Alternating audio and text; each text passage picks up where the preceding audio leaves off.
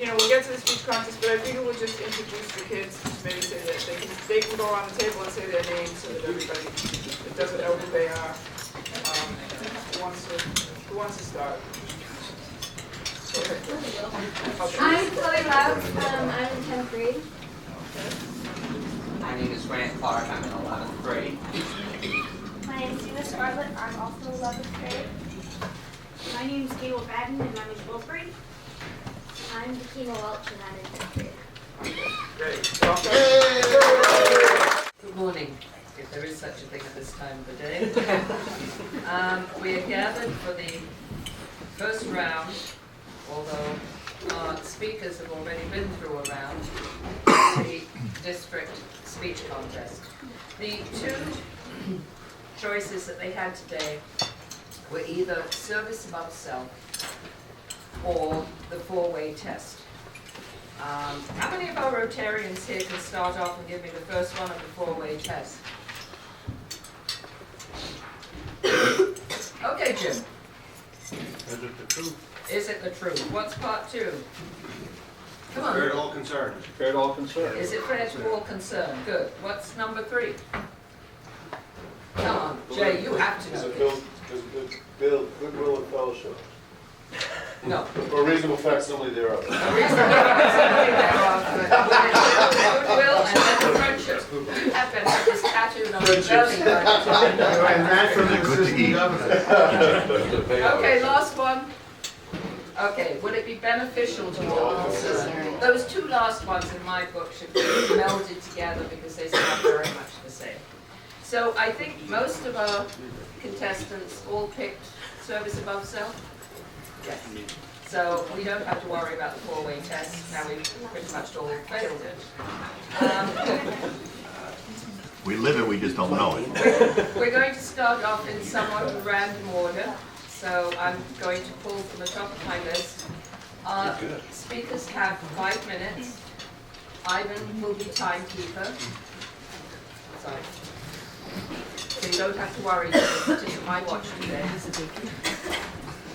The 5-minute rule is enforced here, although at higher levels of the contest, it appears they don't enforce the 5-minute rule. But it is in the rule book, and so we do stay with that.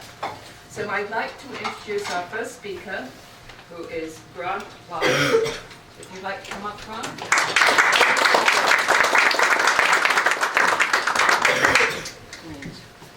Good morning, Rotarians and guests. My name is Grant Clark, and today I would like to share with you what service above self means to me.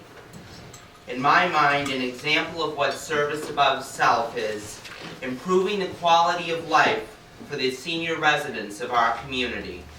This idea would be facilitated by establishing a local organization that's mission would be a hands-on approach to service above self by assisting the senior residents of our community.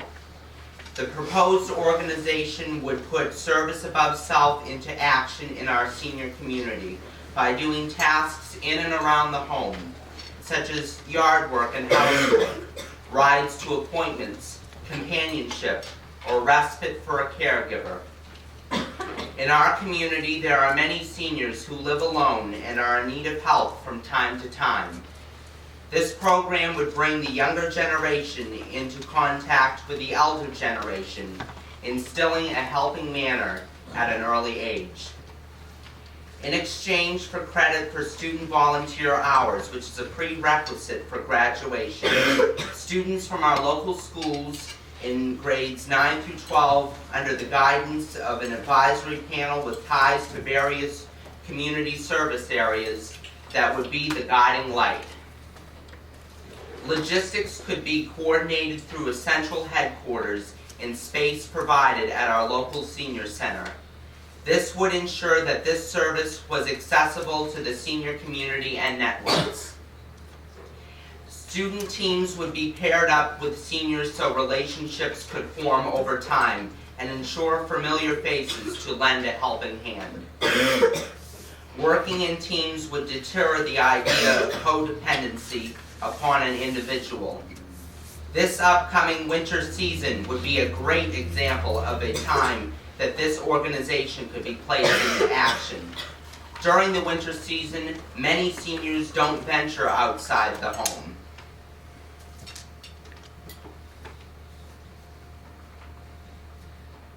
This Service Above Self initiative would be placed into play-performing tasks, such as shoveling snow, bringing firewood inside for stoves, and maybe just checking in for the well-being and safety. This organization would even benefit the families of seniors who do not live in the area.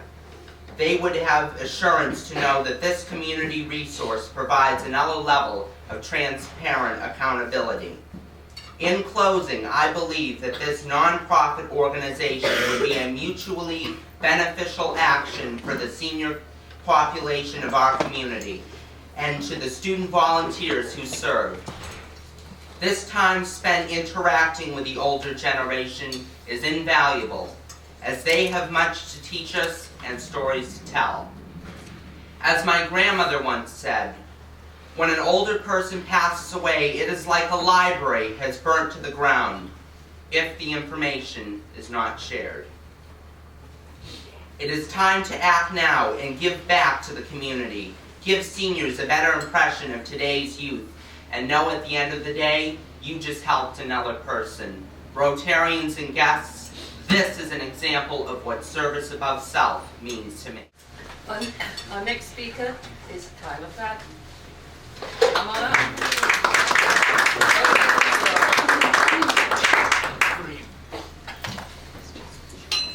Community service is a way in which individuals can improve the lives of others through participating in a food drive or building homes for the poor. In psychology, Maslow's hierarchy of needs states that every person is striving to reach a level of self-actualization, such as a life goal. Working to better the lives of others can be achieved without sacrificing that personal happiness in the process. To be entirely satisfied with oneself, individuals must first work to enhance the lives of others before attempting to better their own. In my first few years of high school, I didn't realize the benefits of volunteering other than receiving my diploma in return. When I picture community service, I always imagined a chore that involved saving the free world or spending my time reading to the elderly. I never understood the concept of helping in small ways in order to make a large difference. It wasn't until my junior year that I discovered the task of tutoring. Over the past 2 years, I have not only found my love for math, but have been able to apply it in a way that helps others. I've learned to teach and encourage others to become excited about learning. Encouraging a sense of elation out of students is what I enjoy doing as a form of community service. And it wasn't until I discovered tutoring that I understood the value and benefits that can come from volunteer work. Math is a subject I have recently found to be more useful and beautiful than many are willing to admit. Beautiful in the way it connects all school subjects and can provide patterns that apply to every aspect of life. This is what I wish to pass on to the students I tutor. Not the definition of the quadratic formula or the memorization of the trigonometric identities, but the desire to learn and apply them to everyday life. As Khalil Gibran once said, "No man can reveal to you nothing but that which already lies half asleep in the dawning of your knowledge." I cannot force others to learn or do their homework, but I can pique their curiosity. The curiosity that insists on knowing the answer, not for the purpose of receiving a grade, but out of the sheer desire to learn. Yes, tutoring takes chunks out of my schedule and can be frustrating at times, but I am confident that it will help, even if in the smallest way. Community service has the ability to create bonds between people that would have normally never spoken to each other. It throws students and adults out of their comfort zone in a highly beneficial way. Through the school's tutoring program, students of higher grade levels normally assist the younger students who are looking for help. Last year, I worked with a girl in 6th grade who I'd never spoken to before. Yet this opportunity allowed me to learn a lot of great things about her, such as her persistence, her hatred of math, and her willingness to keep an open mind. This year, instead of bridging that age gap between students, I redefined the status quo. I would have never spoken to the student I'm currently tutoring if it weren't for the program that the school has developed. I no longer volunteer just to mark off those few hours off the mandatory graduation limit, but because I finally get it. I understand why everyone is encouraged to do community service. It's not a matter of putting in 40 hours of meaningless work, but enjoying those hours and knowing that it will make a difference. That's the importance of community service, making a difference. Whether it's improving knowledge or creating relationships, volunteering provokes change that can create a better future. Realizing this was a huge step to my self-actualization, as we can never be entirely self-actualized until we've made a positive imprint on the lives of others. Some may think that community service is entirely selfless. Not only one person or side benefits from volunteer work. Those who are helped through community service receive many obvious benefits. It's those who help that gain when no one's looking.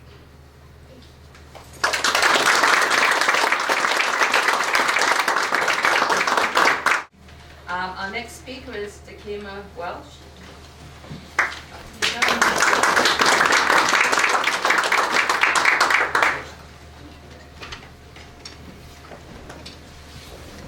A few weeks ago in class, a teacher said something that I will never forget. He said, "It is one thing to be a leader on paper, join groups, go to the seminars, be a member of National Honor Society. It is another thing to be a leader here. To be a leader, you need to show yourself you're a leader. Your school, you're a leader, and most importantly, your community, you're a leader." I started thinking about who is a leader to me. Someone who put their community above themselves, and somebody who has proven to be a leader on and off paper. And the person I thought of was Malala Yousafzai. If you have never heard of her, she is a 16-year-old Muslim girl born and raised in Pakistan, where the Taliban has a final word. When the Taliban stopped allowing girls to go to school, Malala took a stand, even though most times she stood alone. Malala risked her young life for education of the girls in her country. She risked her life to better her community, and to me that is a great sense of community above self. Malala was a Pakistani pupil who never really valued her education until it was taken from her, pulled from her fingers. Part of our human nature is that we don't learn the importance of anything until it's snatched from our hands. In Pakistan, when we were stopped from going to school, that was a time I realized education is very important, and education is the power of women, she said in an interview. And so her fight against the Taliban began. In 2009, Malala wrote a blog about her life under the Taliban rule and her push for education, boys and girls. That summer, she began giving interviews and spreading her ideas of equal education, even though the Taliban was watching her every move. That summer, she was nominated for the International Children's Peace Prize. 3 years later, in 2012, Malala was riding a bus home, and the Taliban gunmen shot her in the head in the attempt of her assassination. And that day was the day she began a new fight, the fight for her life. Malala began fighting, and she made a quick and unexpected recovery, and instead of going home and quieting down, Malala began to fight harder. They thought the bullets would silence us, but they failed, she said. Malala began fighting harder and pushed even further for education for girls, even though she had already almost lost her life. And she proved once again that she would put her community above herself no matter what, and that no amount of torment, hurtful words, or bullets would silence her. The Taliban shooting of Malala only backfired. She became even more famous and loved by not only the people of her country, but by the entire world. In 2013, a petition began in the UN saying that every child of age would be enrolled in schools by 2015 in all countries. Not only had Malala's words been heard, but they were listened to and they had a great effect. Malala didn't stop there though. She published a book entitled I Am Malala, and the book soon became extremely popular, being read across the entire world except for her home country, where it was banned in all schools. Even though the petition has yet to be passed and Malala has yet to be completely successful, she is my role model. Malala has proven herself not only to be a leader in many papers and magazines, but a leader to the entire world through her endless fight for equal education. Malala put her community above herself not just once, but every day she risked her life. As Malala once said, "I don't raise my voice to shout, but so that others without a voice can be heard." A 16-year-old girl gave up everything she had to give the girls in her country a fair chance at education. One child, one teacher, one pen, and one book can change the world. Malala Yousafzai.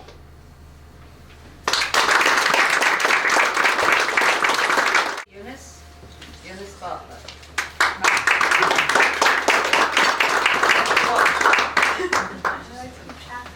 Yeah, it's a very, very good idea. Hello everyone, my name is Eunice. Every person in this world has something that they feel passionate about. Mine stretches to Central America in Secouts, Belize, at the Good Shepherd Medical Clinic, established and run by a woman of the name Margaret. Her patient scholar, Nurse Swan. Started from a shed with but one light bulb, Nurse Swan traveled her way to Belize to tend to the needs of others. Today, the Good Shepherd Medical Clinic has transformed into a larger operation that will only continue to grow. Every day, Belizeans wait in line here, holding their seats for hours to receive the medical care that they deserve. Every day, Nurse Swan awakens to head out to work at the clinic. She is devoted to providing medical assistance to all affordably who need it. She is selfless, placing the needs of others before herself always. She does not ask for recognition, but rather does what she does because it's her passion. Because of this, Nurse Swan was made a saint by the Queen of England. Nurse Swan is an inspiration for those aspiring to make a change in the world. This past February, I traveled to Belize with 10 others for our Interact International project, where we built a playground for the Good Shepherd Medical Clinic. The point of building a playground was to provide a sense of healthy play and entertainment for the children who would have to wait in line for hours with their parents who required medical care. My trip to Belize made me realize the lack of gratitude present today in American culture. Medical care is required for society to function and maintain a healthy living. We often overlook how easy our life is, with things like free medical assistance and everything else. We never really suffer. But outside of our own country, there's a hell of a lot of suffering. Suffering that's not attended to, but rather left on its own to mend itself. I began my journey to Belize early on a Saturday morning. We departed from Boston, landed in Charlotte, and caught another plane to Belize City. When we first laid eyes upon the clinic, we saw concrete walls with murals painted on them. Shortly after, we were first introduced to Nurse Swan. She was a short woman with short, tidy hair and a starched white dress. She led us through the halls and buildings of the clinic, where we saw what we would have considered old, not updated medical equipment. Finally, we were led to a narrow alleyway about 15 feet wide. The walls were dirty with black scum. The next few days, the sun rays were upon us, and we sweated. A lot. We worked diligently. We bleached the walls, we painted the walls, we built the playground, and we painted the playground. It might not have seemed grand to the average child in the U.S. today, but it was beautiful to us. That playground was built with our hands, our sweat, our labor, and our money that we raised. To us, it wasn't an ordinary playground. It was special to us because we were able to build it for the children. While we built the playground, wide-eyed children stared at us, wondering what us outsiders were doing there. But only a few approached. Those who did have their hands on the walls. One small boy, probably around 8 years old, approached us to put his hand on the wall. But not only to laughter did we find out that his hand that he placed on the wall was broken. Oftentimes, society's perception of community service is that's required. But the real definition of community service is service over self, and that's selflessness. It is not required to It's not because it's required to graduate. It's because of a personal desire to help a greater cause, and then in return, helping yourself. The Interact Club displays service over self as a key value, and because of this, it has become deeply embedded into my heart. Service over self is not the repeated story of the mission trips taken and the glory that's paired with it. Service over self is the change in character. It changes one's attitude because of the work. Those who truly and honestly believe in service over self believe in working for a higher cause, and they care about their purpose in other people's lives and how their purpose has an effect on those people. The people who make countless phone calls, write countless letters and emails to raise money and awareness for a cause. The people who stand in the street holding a sign, screaming until their voices are gone, and the people who can bring tears to one's eyes are those who fully display service over self. My greatest hope is that I can achieve such a great feat as truly living with the motto service over self. But I know I will, because this feeling of self-purpose is something I can't ignore. Thank you. Chloe Lucas. I guess this is the high school cough. Has anybody got it? Let's get around.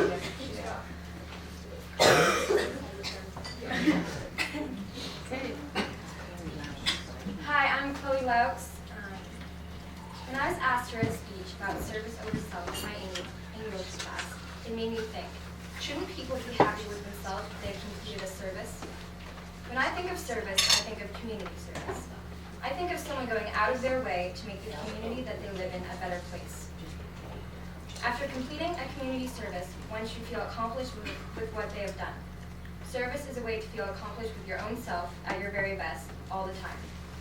Knowing that what you have completed has made someone else's life better, now that's a great feeling. Imagine the thought of being without a home, without clean clothing, without food, and without respect. Now imagine getting shelter, food, clean clothing, and being around people who are there to make your life even the slightest bit better. Those people who have helped the homeless are some of the people who deserve to feel good about themselves. So by completing a service, one can be able to help other people who are in need. Self-value is something that can be earned by completing a service. Feeling needed somewhere, feeling that without you, things would be much harder, and knowing that you are valued by someone else who isn't in the best situation is very self-rewarding. In 8th grade continuation, every girl was paired up with a boy, and they would have to walk to the stage together. I volunteered to walk with Brendan Good, a boy in my class who has a mental disability called Fragile X. He had a tough time with it at first, because of all the people staring. It scared him. So I ended up walking up to the stage alone. When everyone was coming off the stage, I got Brendan to link arms with me and walk down the center together. I just tried to do whatever I could to make him feel more comfortable. And he did it. Even though he was covering his face, he did it. I was very proud of him that he had walked down from the stage with me. I didn't realize that what I had done had made that big of a difference, but apparently it did, because I received a $10 gift certificate for doing just what I thought was the right thing. By putting service before self, I was able to feel great about what I had done for someone. That's why this year I am part of a program called PAC, which stands for Pre-Adaptive Coaching. PAC is a group of teens who live by the motto, service before self, because our goal is to make people with disabilities feel more comfortable around us and that they can truly be themselves. During my interview, I was asked, why do you want to join this program?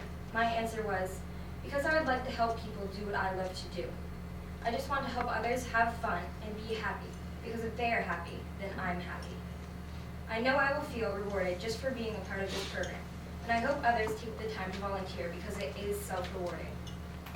There is no better feeling than knowing that you have helped someone else. I encourage everyone to try and do a service every day, whether it is something little or something big. In the end, it will be worth it.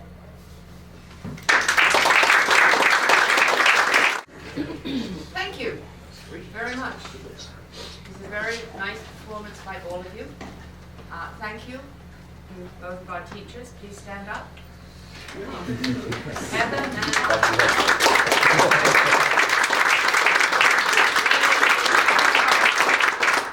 Old people shouldn't be sat under there. I could sit there quite easily and not get it. I don't think you could. I think we all probably feel the same way. That was a very high standard today. And the rest of the district are going to have to really have some good competitors in to even begin to work with us. I am going to try and tally this up as quickly as possible, but I know you have to leave to be back at school by 8. So if they're not done by the time you're out of here, I will call and leave a message for you by 11 this morning. Yeah, that would be great. Okay. But thank you all for the time you put in and for the hard work in practice, as it shows. Thank you.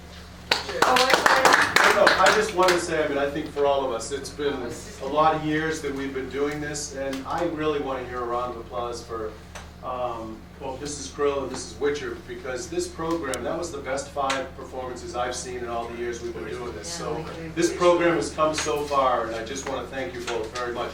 Not to mention, speaking at the school, 17, I think. That's incredible. Other clubs in the district are lucky if they get 2 or 3 kids to participate. So thank you very much. I just can't tell you how great this has come to get to this point. These 5 were the best I've seen. So thank you and congratulations for the speakers.